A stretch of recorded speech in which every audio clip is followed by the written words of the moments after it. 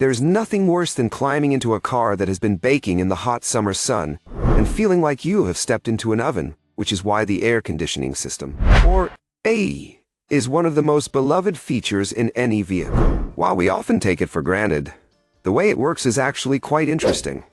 It does not just add cold air, but rather it removes the heat and humidity from the cabin. When you press that AC button, you engage a compressor driven by the engine, which circulates a refrigerant gas through a system of coils. This process absorbs the heat from inside the car and releases it outside, leaving you with cool, dry air blowing from the vents. Over the years, this technology has evolved from simple manual knobs where you had to constantly adjust the fan speed and temperature to sophisticated automatic climate control systems. In modern cars, you simply set a temperature like 70 degrees, and the car uses sensors to automatically adjust the fan speed and airflow to reach and maintain that level. Much like the thermostat in your house, many vehicles now feature dual-zone or multi-zone climate control, putting an end to arguments between passengers by allowing the driver and the person riding shotgun to set their own individual temperatures. Beyond comfort, the AC system is also a safety feature.